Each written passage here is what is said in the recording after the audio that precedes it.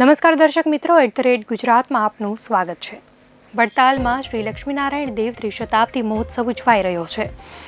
વિક્રમ સંવત 2081 કાર્તિક સુદ 12ની તિથિએ શ્રી લક્ષ્મીનારાયણ દેવની પ્રતિષ્ઠાના 200 વર્ષ પૂર્ણ થતા અને 201મું વર્ષ શરૂ થયું છે।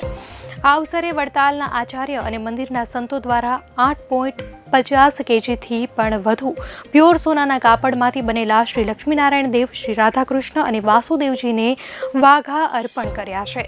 વાઘા વિશે માહિતી આપતા વડતાલ મંદિરના મુખ્ય કોઠારી ડોક્ટર સંત વલ્લભ સ્વામીએ જણાવ્યું હતું કે સ્વામિનારાયણ ભગવાને તેમના સ્વહસ્તે જે મંદિરનો શિલાન્યાસ કર્યો હતો, જ્યાં પોતે પ્રતિષ્ઠા વિધિ કરી હતી અને પોતાનું સ્વરૂપ પણ પધરાવ્યું હતું, જ્યાં તેમણે શિક્ષાપત્રી લખી હતી, એ વડતાલના મંદિરમાં વિરાજતા શ્રી લક્ષ્મીનારાયણ દેવ, શ્રી રાધાકૃષ્ણ દેવ અને વાસુદેવ દાદાના સુવર્ણના તારમાંથી બનેલા વાઘા તૈયાર થયા છે। ભૌતિક રીતે એ સુવર્ણના વાઘા છે, પણ વડતાલ મંદિરમાં વિરાજતા દેવો પ્રત્યે આસ્થા ધરાવતા લોકો માટે તે ભાવભર્યા વાઘા છે। તેઓ જણાવે છે કે આ વાઘા લગભગ 18 મહિના પહેલા બનાવવાનો સંકલ્પ કરવામાં આવ્યો હતો। વડીલ સંતો દ્વારા વાઘાની ડિઝાઇન નક્કી કરાઈ હતી। 18 મહિના સુધી વાઘા બનાવવાનું કામ ચાલ્યું હતું। આ વાઘા ભગવાન ધારણ કરે ત્યારે રિયલ કાપડ જેવું જ ફિલિંગ આવે એવું સરસ કામ કારીગરો દ્વારા કરવામાં આવ્યું છે।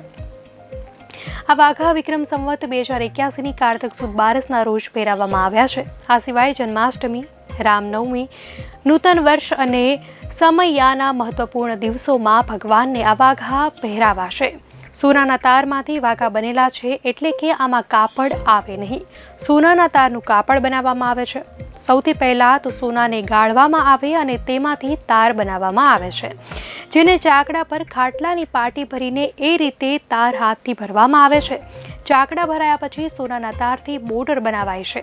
તૈયાર થયેલા કાપડ પર સ્ટીચ કરી કારીગરો દ્વારા સોનાના કાપડ પર ડિઝાઇન કરવામાં આવે છે અને રિયલ ડાયમંડ અને સ્ટોન લગાડવામાં આવે છે। આમ કુલ 5 લેયરમાં વાઘા બને છે। આમાં ક્યાંય પણ સિલ્વરનો ઉપયોગ નથી કરાતો। વાઘા બની જાય ત્યારે તેની પાછળ પીળા કલરનું કાપડ લગાડાય છે અને આ કાપડને ગમે ત્યારે અલગ કરી શકાય છે। આ વાઘા બનાવવા 130 કારીગરો દિવસના 12 કલાક સુધી કામ કરતા હતા। આ વાઘામાં પન્ના અને માણેક, રિયલ સ્ટોન અને ડાયમંડનું જડતર કરવામાં આવ્યું છે। આ ઉપરાંત વાઘામાં કમળ, મોર અને હાથીની ડિઝાઇન પણ કરાઈ છે।